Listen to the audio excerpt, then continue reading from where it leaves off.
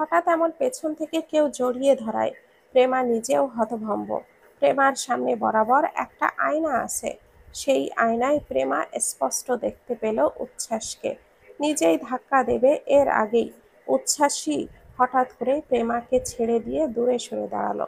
ভাবটা এমন যেন সে ভুলে কাজটা করে ফেলেছে। প্রেমা পেছনে ঘুরে তাকালো। উচ্ছ্বাসকে দেখে মাথা গরম হয়ে গেছে তার। কত বড় সাহস!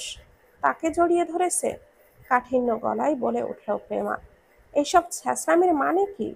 উচ্ছ্বাস জানতো প্রেমা এভাবেই রিয়াক্ট করবে। উচ্ছ্বাস কোনো জবাব না দিয়েই প্রেমার হাতটা ধরে বসলো। তারপর বলল, চলো। এরপর প্রেমার হাতটা টেনে ধরে সামনে এগোতে লাগলো উচ্ছ্বাস। প্রেমা হাত ছাড়ানোর চেষ্টা করলো। হাত ছাড়ুন আমার। এসব নাটকের মানে কি? ছাড়ুন বলছি। উচ্ছ্বাস এবার বেশ ধমকেই বলল, চুপ থাকবে একদম, কোনো কথা নয়। তোমার কাছে নাটক মনে হতেই পারে, কিন্তু আমার নামে ভুল ধারণা তো আমি রাখতে দিতে পারি না, তাই না? আফটার অল তুমি আমার স্ত্রী। এই বলেই আবারও টেনে নিয়ে যেতে লাগলো। প্রেমা বলে উঠল, ভুল ধারণা? কিসের ভুল ধারণা? আপনার চরিত্রহীনতার? উচ্ছ্বাস রেগে গেল। থেমে গিয়ে প্রেমার দিকে ঘুরে ধমকে বলল, একদম চুপ। সেই সকাল থেকেই তোমার ফালতু কথাবার্তা শুনছি। কেমন মেয়ে তুমি? একটুও বোঝার চেষ্টা করো না? প্রেমা আবারও হাত ছাড়ানোর চেষ্টা করে বলল, এমন মেয়েই ভালো, ছাড়ুন। উচ্ছ্বাস ছেড়ে দিল। তারপর একটা বড় শ্বাস নিল। প্রেমা দেখল তা।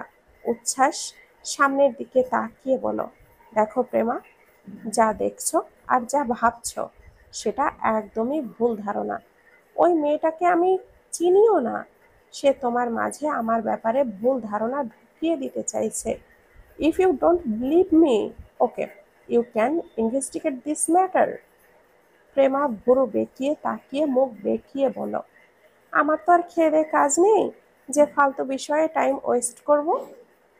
উচ্ছ্বাস প্রেমার দিকে কিছুটা দূরে দাঁড়িয়েছিল। এবার প্রেমার একেবারে কাছে এসে প্রেমার দুই কাঁধ ধরে ঝাঁকিয়ে বলল, একটু বোঝার চেষ্টা কেন করো না তুমি? আমি অমন ছেলে নই। আমাকে দেখে কি তোমার চরিত্রহীন মনে হয়?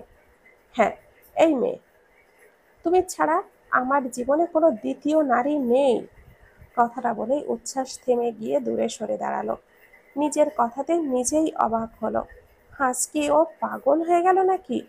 কি বলছে এসব? প্রেমা উচ্ছ্বাসের দিকে সন্দিহান চোখে তাকালো। ভাবলো কিছুক্ষণ। উচ্ছ্বাস তাকালো প্রেমার দিকে।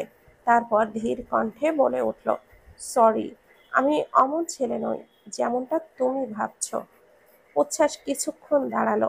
ঠান্ডা হাওয়ায় প্রেমার চুলগুলো উঠছে। উচ্ছ্বাস আর চোখে প্রেমাকে দেখল। তারপর একটা বড় শ্বাস নিয়েই হঠাৎই সামনে এগোতে শুরু করলো। আর বলতে লাগলো, রাতের শহর কোনো জায়গাতে ভালো না। মেয়ে মানুষ, একা থাকতে চাইলে থাকো, জোর করব না। প্রেমা তাচ্ছিল্য হাসল। আচ্ছা, দোষ নেই মানল প্রেমা, কিন্তু এভাবে ভাব নিয়ে রেখে যাওয়ার মানেটা কি? রেগে মেগে এদিকে ওদিকে কিছু একটা খুঁজলো। এই শহরের রাস্তায় কোনো ময়লাই পাওয়া যায় না। ছোট্ট একটা গাছের ডাল চোখে পড়ল। ওটা আনতে গেল। উচ্ছ্বাস প্রেমার কোনো প্রতিক্রিয়া না দেখে পেছনে ফিরে তাকালো। প্রেমাকে একটা গাছের ডাল নিয়ে রেগে মেগে এগিয়ে আসতে দেখে উচ্ছ্বাস বিস্ময়ে হতভম্ব হয়ে বলল, এটা দিয়ে কি করবে তুমি? প্রেমা দাঁতে দাঁত চেপে বলল, আপনার মাথা ফাটাবো আমি। এই বলেই দৌড় দিল। উচ্ছ্বাসও পাগলের মতো চোখ বড় বড় করে এই না না বলতে বলতেই দৌড় মারল। প্রেমাও দৌড়ে দিল উচ্ছ্বাসের পিছু পিছু। একেবারে বাড়ির সামনের গেটে আবারও দাঁড়িয়েছিল সাইফান। উচ্ছ্বাসের এত দেরি হচ্ছে দেখে তার জন্যই বাইরে এসেছিল। দূর থেকে কাউকে একটা দৌড়ে আসতে দেখে তার টনক নড়ল।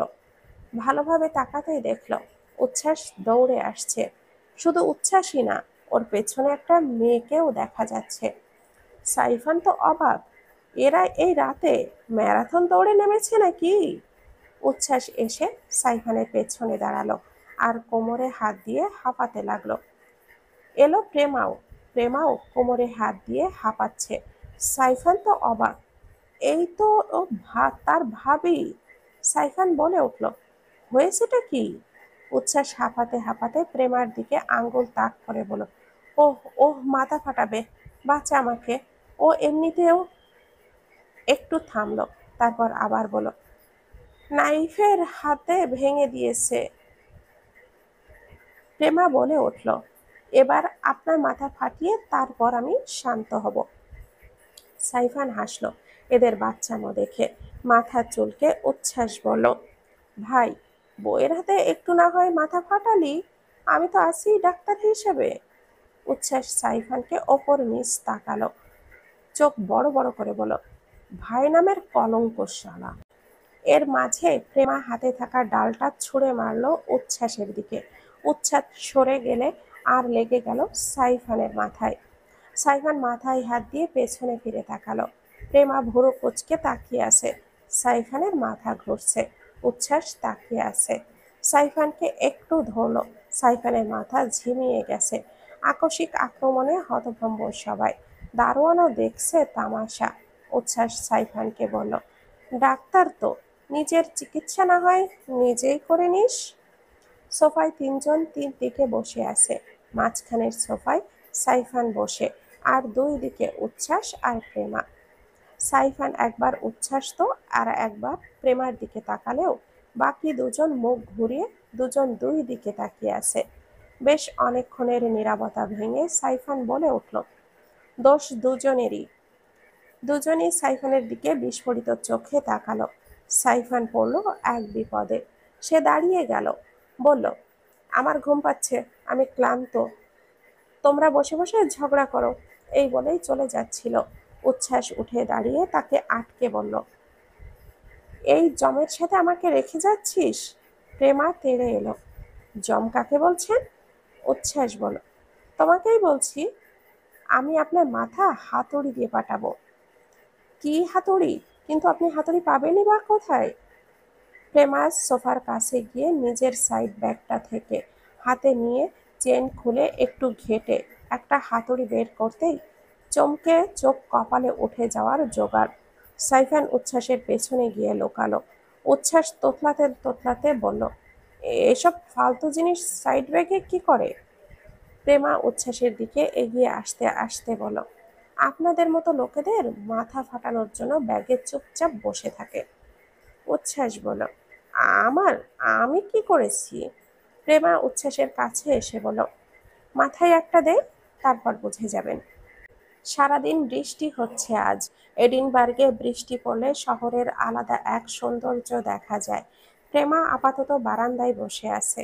বাইরে গিয়ে সুইমিং পুলের কাছটায় দাঁড়িয়ে থাকতে মন চাচ্ছে তার। নারকেল গাছের নিচে উচ্ছ্বাসকে রেখে মাথায় একটা নারকেল ফাটাতে পারলে হয়তো আরো ভালো লাগতো। তবে প্রেমা বুদ্ধিমতী, সে এমন কাজ করবে না। সকালে সে রান্না করে নিজের খাবার নিজের রুমে এনে রেখেছে। বাকিদের খাবার দেবে না আজ। গতকাল রাতে একটুর জন্য উচ্ছ্বাসের মাথা ফাটিয়ে দেয়নি প্রেমা। সে তো আত্মরক্ষার জন্যই হাতুড়ির সাথে নিয়ে ঘোরে, যাতে করে কেউ কিছু করতে আসলেই মাথায় একটা দিতে পারে। উচ্ছ্বাসের ওপর অনেক রেগে ছিল প্রেমা। মারতে পারলে হয়তো শান্তি লাগতো, তবে ভদ্রতার খাতিরে কিছুই করেনি। প্রেমা রুমের ভেতরে এলো। খিচুড়ি রেঁধেছে আজ প্রেমা। সকালে বৃষ্টি হচ্ছে দেখে গরম গরম খিচুড়ি আর গরুর মাংসের ঝোল করেছে। প্রেমা ফ্লোরে একটা কাপড় বিছিয়ে নিল। তারপর সেন্টার টেবিল থেকে সমস্ত খাবারগুলো ফ্লোরে রাখলো সুন্দরভাবে। ধোয়া প্লেটটা হালকা ধুয়ে নিল আবার। যেই প্লেটে খিচুড়ি বাড়তে নিবে এমন সময় একটা তেলাপোকা দেখতে পেল প্রেমা। প্রেমা তেলাপোকা অনেক ভয় পায়। তেলাপোকা দেখেই খাবার ছেড়ে এক লাফে দাঁড়িয়ে গেল, একটা চিৎকার দিয়ে, আই! তারপর দ্রুত দৌড়ে বেরিয়ে এলো। ওই সময় উচ্ছ্বাস আবার প্রেমার রুমের দিকেই এগিয়ে আসছিল। বাইরে বেরিয়েই প্রেমা দৌড়ে সোজা উচ্ছ্বাসের কোলে উঠে পড়ল, কিছু না ভেবেই, আর চেঁচাতে লাগলো। উচ্ছ্বাস মূলত ফ্রেশ হয়ে নিচে যাচ্ছিল খাওয়ার জন্য, তবে প্রেমার ঘর থেকে আওয়াজ শুনে এই দিকেই এগিয়ে যাচ্ছিল। কিন্তু প্রেমাকে দৌড়ে নিজের কোলে হানা দেওয়ার আকস্মিকতায় নিজেও হতভম্ব। এদিকে প্রেমা উচ্ছ্বাসের চুল টেনে যাচ্ছে। তেলাপোকা, তেলাপোকা। প্রেমার এরূপ কথায় উচ্ছ্বাস বলে উঠল, এই এই এটা কি হচ্ছে হ্যাঁ? আরে ভাই, রুমের তেলাপোকা, আমি খুব ভয় পাই তেলাপোকা। ওই সময়ই চিৎকারের আওয়াজ শুনে তিনতলা থেকে সাইফান নেমে এসেছিল। প্রেমাকে উচ্ছ্বাসের কোলে দেখে চোখ উল্টে যাওয়ার উপক্রম তার। বলে উঠল, এটা কি? প্রেমা উচ্ছ্বাস দুজনেই তাকালো সাইফানের দিকে। প্রেমা এক লাফে নেমে গেল, উচ্ছ্বাসও ঠেলে দেওয়াতে প্রেমা ফ্লোরে পড়ে গেল। চেঁচিয়ে বলল, পাগল নাকি? তুমি পাগল? উচ্ছ্বাসের এরূপ কথায় প্রেমা ক্ষেপে গেল। বাজে বকবেন না একদম, ফেলে দেওয়াই ছিল, তখন কোলে তুলেছিলেন কেন? উচ্ছ্বাসের চোখ বড় বড় হয়ে এলো, অবাকে বলল, কি? আমি কোলে নিয়েছি? আমি? সাইফান বলল, তাই তো দেখলাম। কি হচ্ছে এখানে? উচ্ছ্বাসের সাইফানের দিকে তাকিয়ে বলল, এই, তুই ওর কথা বিশ্বাস করছিস? কি রে এসব? কি? না, আমি কাউকে বিশ্বাস করছি না। কাহিনী কি সেটা বল। আমি কি জানি? ওকে জিজ্ঞেস কর যে কেন সকাল সকাল এভাবে ষাঁড়ের মতো চেঁচাচ্ছে। প্রেমা উঠে দাঁড়িয়েছে ততক্ষণে, রেগে গিয়ে বলল, মুখ সামলে। তুমিও। সাইফান তাদের থামাতে বলল, আহ, কি হচ্ছেটা কি ভাবি?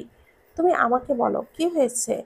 প্রেমা রুমের দিকে তাকিয়ে মুখ ঘুরিয়ে বলল, আমার রুমে একটা তেলাপোকা। এত বড় আলিশান বাড়ি, এসব তেলাপোকা কিভাবে থাকতে পারে? এদিকে প্রেমার তেলাপোকার কথা শুনতেই উচ্ছ্বাস বেশ জোরেই চোখ বড় বড় করে বলল, কি? তেলাপোকা? উচ্ছ্বাস নিজেও তেলাপোকা ভয় পায়। ভয়ে ঢোক গিলল সে। উচ্ছ্বাসের এমন প্রতিক্রিয়ায় প্রেমা ভুরু কুঁচকে তাকাতেই উচ্ছ্বাসের খেয়ালে আসলো নিজের দুর্বলতা বুঝতে দেবে না এই ভেবে সোজা হয়ে দাঁড়িয়ে গম্ভীর স্বরে বলল, কি? কি তেলাপোকা? কিসের তেলাপোকা? কোথায় তেলাপোকা? এইসব আবার কেউ ভয় পায় নাকি? প্রেমা ভুরু কুঁচকে তাকিয়ে রইল। সাইফান এগিয়ে এলো, রুমের ভেতরে ঢুকতে ঢুকতে উচ্ছ্বাসকে বলল, ভাব কম নে। উচ্ছ্বাস বেঁকিয়ে গেল ওর কথায়। সাইফান ভেতরে ঢুকে প্রেমার দিকে তাকিয়ে বলল, কোথায় তেলাপোকা? এই বলেই আবারও সামনে তাকাতেই চমকে গেল সাইফান ফ্লোরে খাবার বিছিয়ে রাখা দেখে। পেছনে ঘুরে প্রেমার দিকে বড় বড় চোখে তাকালো। প্রেমা প্রথমে না বুঝলেও পরবর্তীতে বুঝতে গেল সাইফানের এমন চাহনির মানে। প্রেমা ধরা পড়ে যাওয়ায় বোকা বোকা একটা হাসি দিল। উচ্ছ্বাস বুঝতে পারছে না কিছুই। প্রেমা দরজার সামনে গিয়ে দাঁড়িয়েছিল, সেও এগিয়ে গেল সেই দিকে। উঁকি মেরে দেখতে লাগলো হয়েছেটা কি। এদিকে সাইফান বলে উঠল, ভাবি? কিভাবে কি? প্রেমা একটু হাসলো। আসলে কি বলুন তো, মানে, আমার খুব খিদে পেয়েছিল, তাই রান্না করে রুমে এসে খাচ্ছিলাম আর কি। উচ্ছ্বাস দ্রুত রুমের ভেতরে ঢুকলো, এই বলে, কোথায় খাবার? কোথায় কি? প্রেমা বিরক্তিতে মুখ কুঁচকে নিল। ওই তেলাপোকার জন্যই এই সব হয়েছে। এখন নিশ্চয় এই শয়তানটাকেও দিতে হবে। প্রেমা দাঁতে দাঁত পিষে নিল। সাইফান বলল, বিশ্বাস হচ্ছে না ভাবি? প্রেমা হেসে বলল, বিশ্বাস না হওয়ার কি আছে? আমার খিদে পেলে আমি এমনই করি, হাহা। উচ্ছ্বাস প্রেমার দিকে তাকিয়ে বলল, তো তুমি নিচে বসেও তো খেতে পারতে। প্রেমা দাঁতে দাঁত চেপে বলল, নিচে খেলে তো তুমি তুই দেখে ফেলতিস শয়তান। কথাটা আস্তে করে বলায় উচ্ছ্বাসরা শুনল না। উচ্ছ্বাস জিজ্ঞাসা করলো, কি বললে? বললাম যে আসলে আমার টেবিলে বসে খাওয়ার অভ্যাস নেই, ফ্লোরে বসেই খাই আমি। সাইফান প্রশ্ন করলো, এটা আবার কেমন কথা? আচ্ছা যাই হোক, তেলাপোকাটা কোথায়? আমি মেরে দিচ্ছি, তারপর ফ্রেশ হয়ে খেতে যাব। খিচুড়ি দেখে ভালো লাগছে, বৃষ্টির দিন মজা হবে অনেক। প্রেমা বলে উঠল, না। উচ্ছ্বাস সন্দিহান চোখে তাকালো। সাইফান বলে উঠল, কি হলো ভাবি? কি না? প্রেমা হেসে বলল, না, মানে, বলতে চাইছিলাম শুধুই খিচুড়ি নাকি সাথে মাংসের ঝোল থাকলে তো আরো মজা, তাই না? এই আর কি। তখনই আবার তেলাপোকাটাকে দেখতে পেল প্রেমা, চেঁচিয়ে উঠল আবারও। উচ্ছ্বাস নিজেও দেখে ভয় পেয়ে সাইফানের পেছনে লুকালো। সাইফান তেলাপোকাটাকে সোজা ধরে বসলো, তারপর উচ্ছ্বাসের দিকে তাকালো। উচ্ছ্বাস বলে উঠল, এই, কি করছিস? সরা এটাকে। কোথায়? ফেলে দে। কোথায় ফেলবো?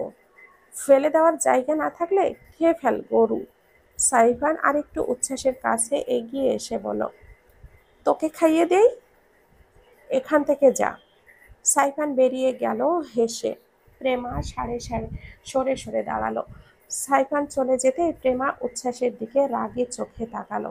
তার মাথা রাগে ফেটে যাচ্ছে।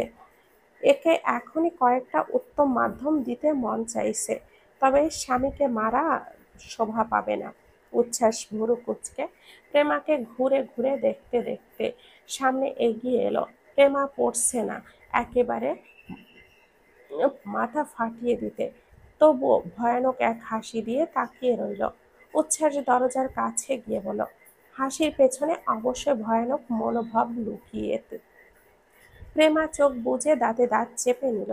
তারপর হুট করেই সামনে এগিয়ে এসে উচ্ছ্বাসের টি শার্টের কলারটা চেপে ধরে বলল, এতই বোঝেন যখন, তখন সাবধানে থাকতে পারেন না? হুম, একদম মেরে দেব। উচ্ছ্বাস হেসে উঠল। প্রেমার হাতের দিকে এক পলক তাকিয়ে বলল, নিউজ চ্যানেলের হেডলাইনে নিশ্চয়ই বড় বড় করে লেখা, স্ত্রীর হাতে স্বামী খুন। প্রেমার উচ্ছ্বাসের চোখের দিকে নজর গেল। উচ্ছ্বাসের চোখ জোড়া সুন্দর, ভীষণ বড় বড় চোখ দুটো সবসময় হাসে যেন। প্রেমা হঠাৎই ছেড়ে দিল উচ্ছ্বাসকে।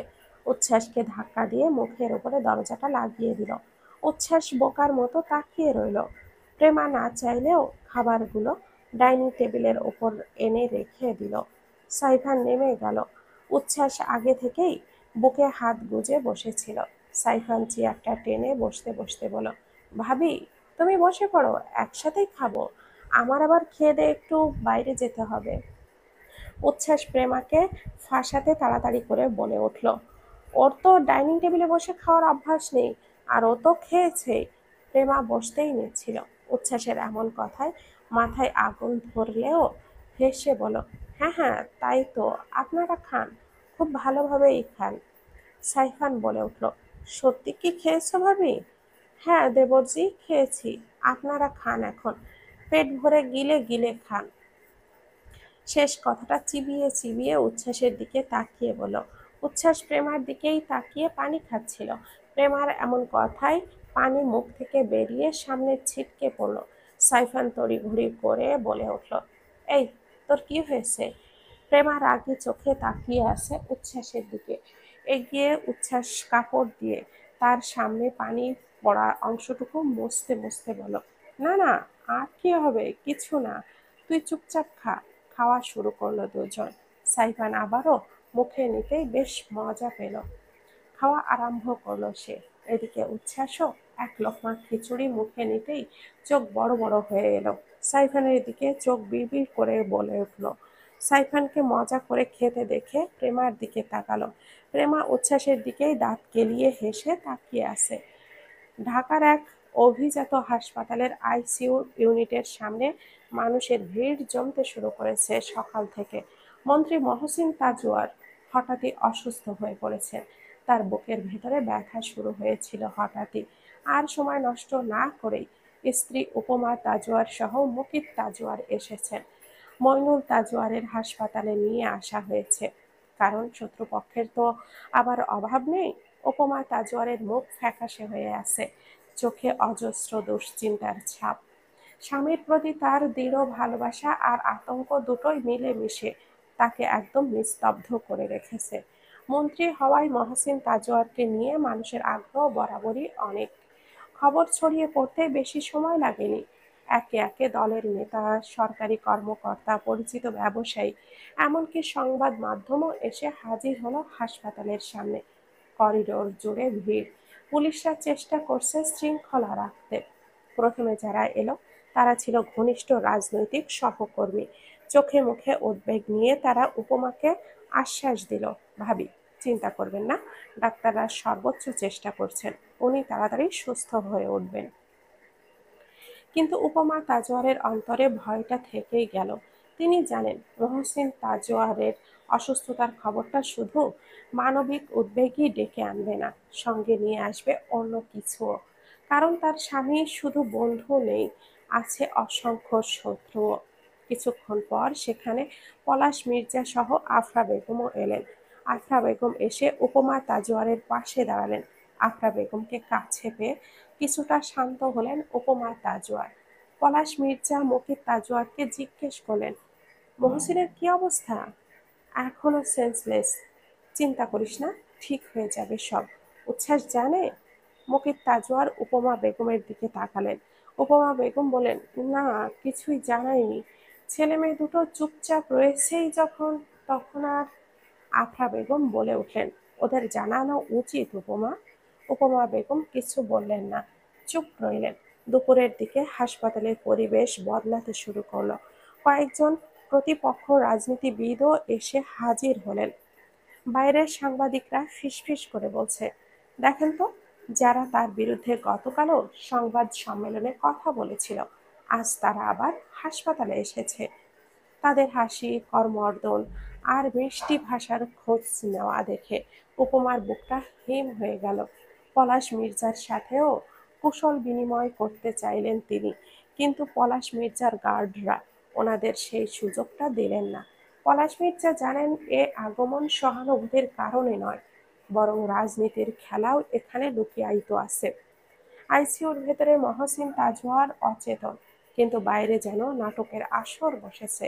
একদল মানুষ প্রকৃত অর্থে তার সুস্থতা কামনা করছে, অন্যরা তার দুর্বলতাকে কাজে লাগানোর হিসাব করছে। সাবেক স্বরাষ্ট্রমন্ত্রী আব্দুল মোতালেব উপমা বেগমের সামনে এসে বলে উঠলেন, চিন্তা করবেন না ভাবি, মহসিন মরবে না। কথাটা শুনে মৃণাল রেগে গেল। আব্দুল মোতালেবকে মারার জন্য এগিয়ে আসতেই পলাশ মির্জা থামিয়ে দিল তাকে। তিনি আব্দুল মোতালেবের কাছে এসে বলল, কালশাবদের না মেরে মহসিন তো কিছুতেই কিচ্ছু হতে পারে না। আপনারা যেতে পারেন, না হলে ছোটদের হাতের চড় কিংবা ঘুষি গালে পড়ার সম্ভাবনা রয়েছে। আব্দুল মোতালেব হেসে বললেন, কথার বাড় বেড়ে গেছে দেখছি পলাশ। পলাশ মির্জা এবার গম্ভীর স্বরে আব্দুল মোতালেবের দিকে তাকিয়ে তার অ্যাসিস্ট্যান্টকে বললেন, রবি, আমি কাউকে একটা কিছু বলেছি, তিনি হয়তো শুনতে পাননি এখনো। রবি নামের লোকটা আব্দুল মোতালেবের দিকে এগিয়ে আসতেই আব্দুল মোতালেব বলে উঠলেন, ভালো হলো না, দেখে নেব আমি। পলাশ মির্জা গুরুত্বই দিলেন না।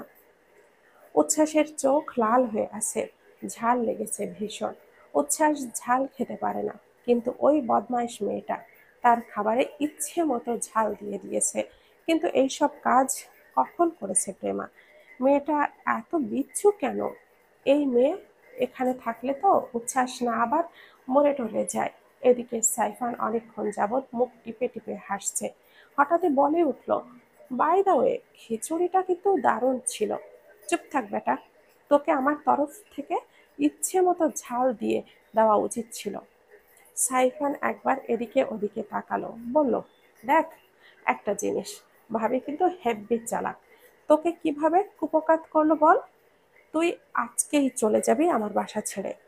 আরে, আজকে রাতটাই থাকতে দে, আগামীকাল চলে যাব। না, তুই এখনই যাবি। এদিকে প্রেমা আজ বাড়ির পেছনের দিকটায় এসেছে। ভীষণ সুন্দর জায়গাটা। চোখের সামনে ভেসে উঠল নীলাভ জলের ঝিলিক। মেঘলা আকাশের নিচে সুইমিং পুলটি কেমন যেন নীরব হাসছে। চারপাশে সাজানো সবুজ গাছের ছায়া। পুলের ঠিক ওপাশে বিস্তৃত এক বিশাল লেক, নীরব অথচ গম্ভীর। হাওয়ার ছোঁয়া যার ঢেউগুলো ধীরে ধীরে কাঁপছে। চারপাশে হালকা পাখির ডাক আর জলের গন্ধে ভরে গেছে বাতাস। প্রেমা থমকে দাঁড়ালো মুহূর্তের জন্য, মনে হলো পৃথিবীর সবচেয়ে শান্ত জায়গাটা যেন এখানেই। এত কিছু উচ্ছ্বাস নিশ্চয়ই বাপের টাকায় করিয়েছে। সে তো বেকার, বিদেশে পড়াশোনা করেও বা কি লাভ? আচমকা প্রেমার চোখ গেল দূরের একটা ছোট্ট আউট হাউসটার দিকে। প্রেমা কৌতূহলী হয় সেই দিকে এগিয়ে গেল। এমন সময় কোথা থেকে যেন একটা স্কটিশ ছেলে এসে থামালো প্রেমাকে। ওইদিকে যাবেন না ম্যাম। সাদা চামড়ার ছেলের মুখে বাংলা শুনে প্রেমা তো পুরাই অবাক। এই ছেলেকে তো এর আগে কখনোই দেখেনি প্রেমা। এ বাড়িতে তো দারোয়ান ছাড়া আর উচ্ছ্বাস ছাড়া কেউ ছিল না। তাহলে এই সাদা বিড়াল কোথা থেকে এলো? তাও আবার বাংলা এত ভালো বলে। প্রেমা বাংলাতেই প্রশ্ন করলো, আপনি কে? ছেলেটা বলল, আমি অ্যালবার্ট ম্যাম। বাংলা পারলে অনেক কমতি আছে স্পেলিংয়ে, তবুও চলার মতোই। কিন্তু এ এখানে কি করছে? আর ম্যামই ডাকছে কেন? এখানে কি? প্রেমার কথায় অ্যালবার্ট ছেলেটা বলল, আমি উচ্ছ্বাস স্যারের অ্যাসিস্ট্যান্ট। উচ্ছ্বাস বানান শুনে হাসিও পেল। উচ্ছ্বাস অ্যাসিস্ট্যান্ট শুনে প্রেমা তো অবাক হলো। অ্যাসিস্ট্যান্ট মানে? উচ্ছ্বাস কি চাকরি করে নাকি ব্যবসায়ী? প্রেমার চোখ গেল উচ্ছ্বাসের রুমের বারান্দার দিকে। উচ্ছ্বাস জ্বলন্ত চোখে তার দিকে তাকিয়ে আছে। প্রেমা তৎক্ষণাৎই চোখ ঘুরিয়ে নিল। আলবার্টকে বিদায় জানিয়ে সেখান থেকে কেটে পড়ল। মূলত সে উচ্ছ্বাসের সামনে যেতে চাইছে না। ক্যাডেটরা ১ সপ্তাহ পর ৩০ মিনিটের জন্য ফোন হাতে পেল। কে কি করে তার হিসাব থাকে না। তবে রাইসা আগে তার পরিবারকে কল করে। আজও একই কাজ করলো।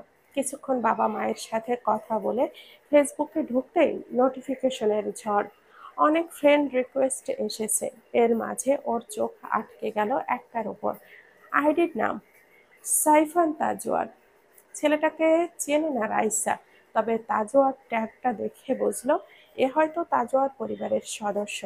আইডিটা আনলক থাকায় চেক দিল। উচ্ছ্বাসের সাথে ছবি আছে মানেই ছেলেটা হয়তো তাজওয়ার পরিবারের। তবে দেখে চেনা মনে হচ্ছে না রাইসা। রাইসা অ্যাকসেপ্ট করবে কি করবে না ভাবলো। পরবর্তীতে আবার অ্যাকসেপ্ট করেও দিল। রাইসা সবার থেকে আলাদা, একপাশে ছিল। ক্যাডেট লাইফেও তার তেমন খুব একটা ভালো বন্ধু নেই, তবে সবার সাথেই মেশে সে। আবারও তার মাকে কল দিল রাইসা। এদিকে এদিকে সাইফান দেখল একটা নোটিফিকেশন, কেউ তার রিকোয়েস্ট অ্যাকসেপ্ট করেছে। কিন্তু সাইফান নিজেও অবাক, এই মেয়েটাকে। আইডির নাম আবার মির্জা রাইসা। মির্জা ট্যাগ দেখে তার সন্দেহ হলো। তবে আইডিটাতে মেয়েটার কিছু ছবি ছাড়া আর কারোর ছবি নেই। মেয়েটার অ্যাবাউটে আবার লেখা অফিসার ক্যাডেট, মানেই মেয়েটা ক্যাডেট।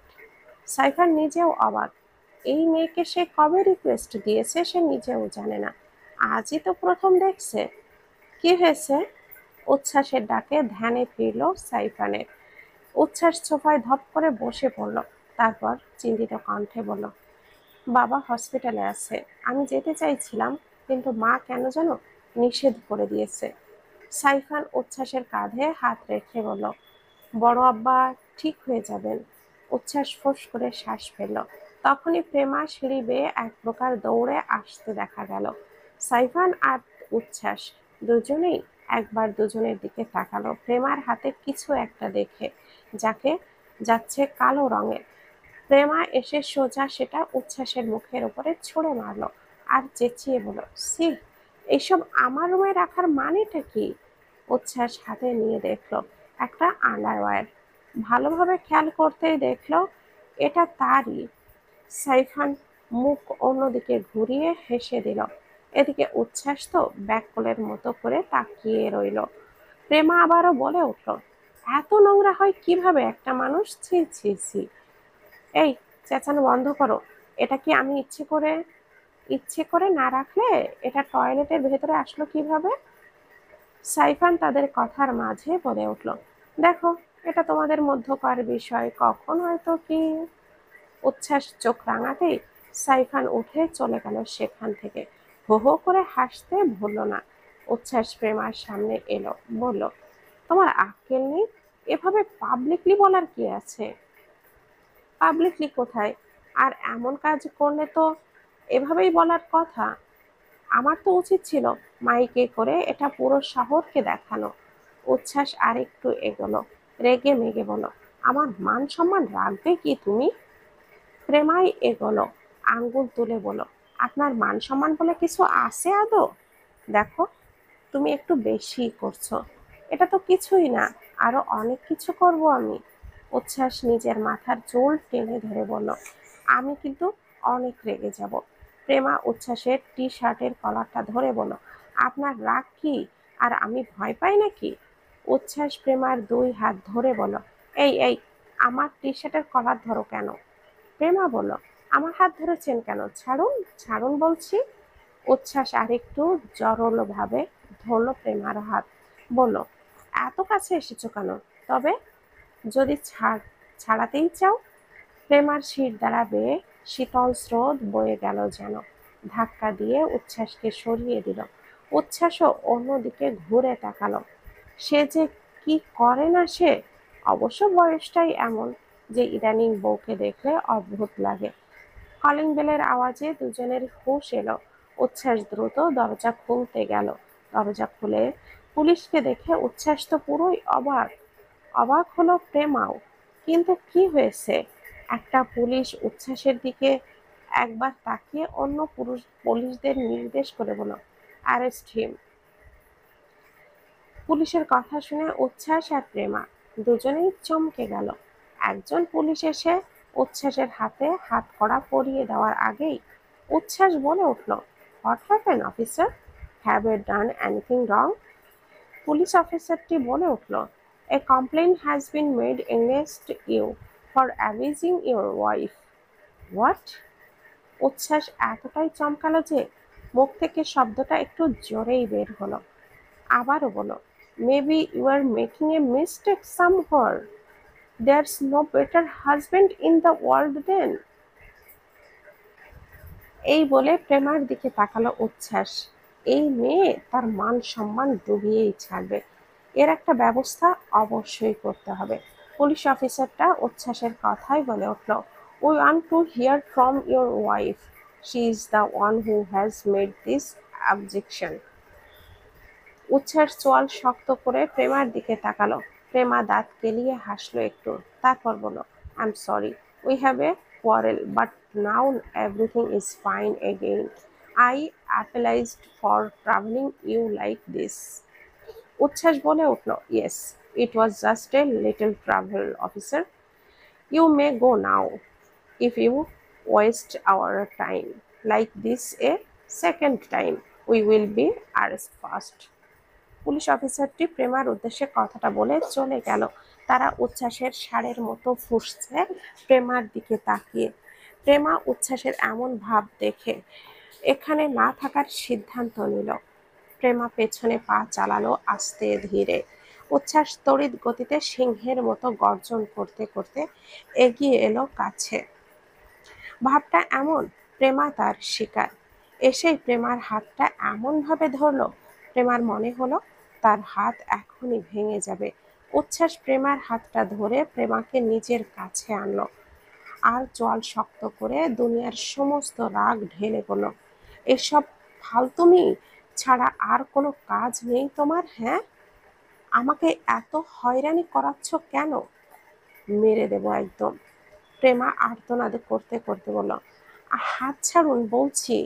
এত জোর তো বাঘও তার শিকারীকে ধরে না। কিন্তু উচ্ছ্বাস তার স্ত্রীকে ধরে। বাজে কথা কম বলুন, ফালতু কাজ কম করো। 100 বার করব, আমিও 100 বার ধরবো, সব জায়গায় ধরবো। বলেই নিজেও হতভম্ব হয়ে গেল উচ্ছ্বাস। প্রেমার চোখ দুটো বড় বড়। প্রেমা সি বলে মুখ অন্যদিকে ঘুরিয়ে নিল। উচ্ছ্বাসের হাতও আলগা হয়ে এলো। এতে করে প্রেমা এক ধাক্কা দিয়ে সরালো উচ্ছ্বাসকে।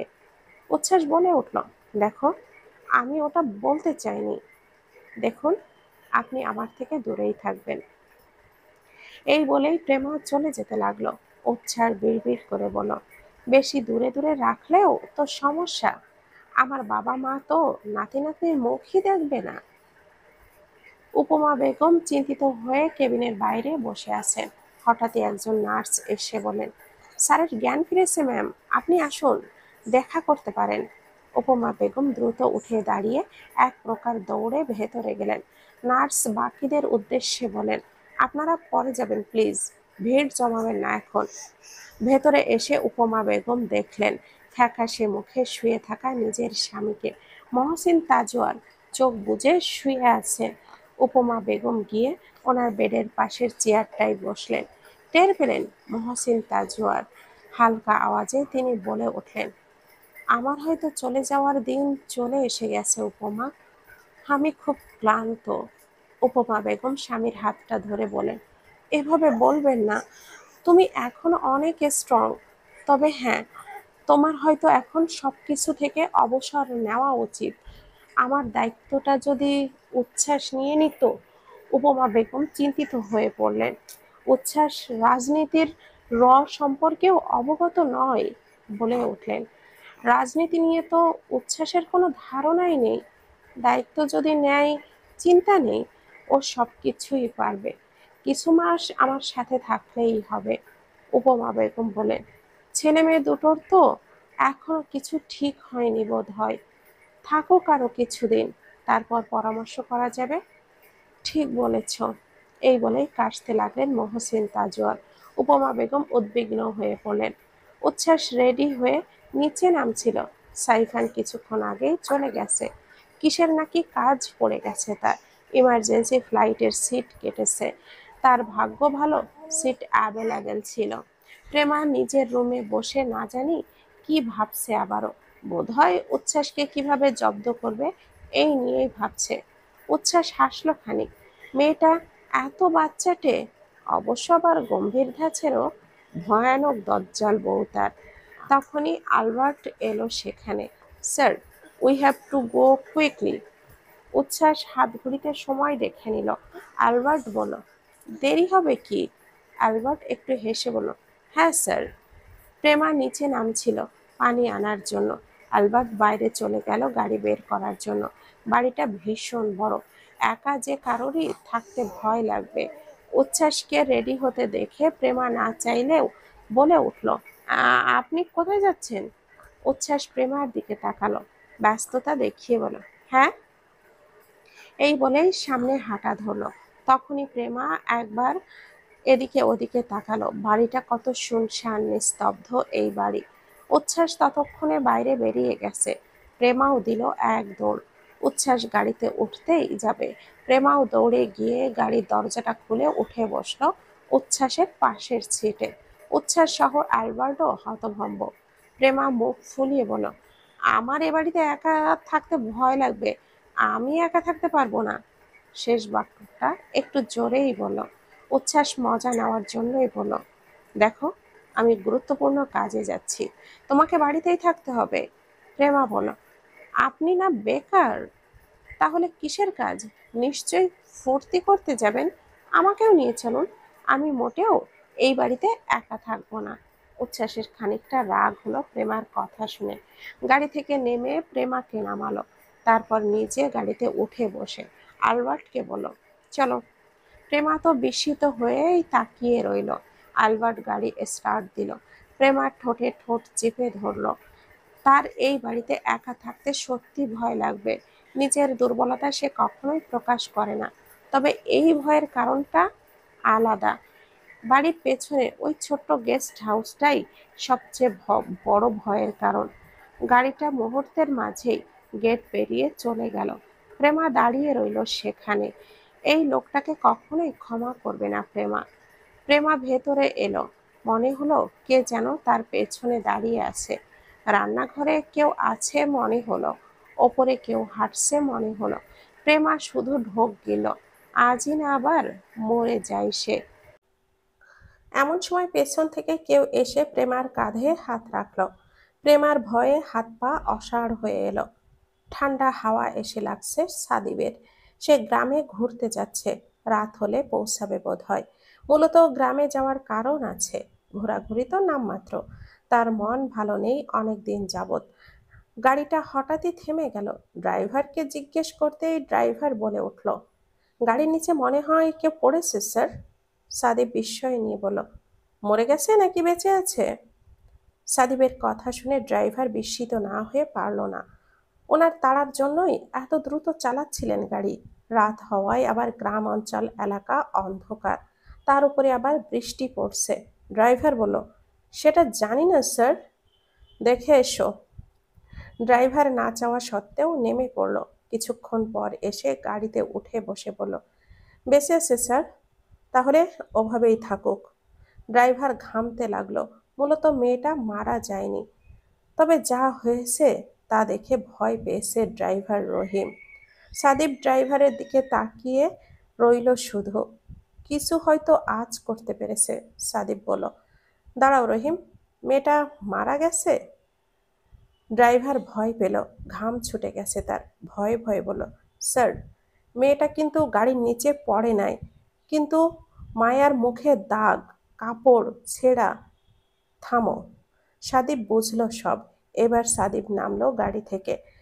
গাড়ির সামনে তা আসতেই মেয়েটার বেহাল দশায় তার নিজেরও খারাপ লাগলো।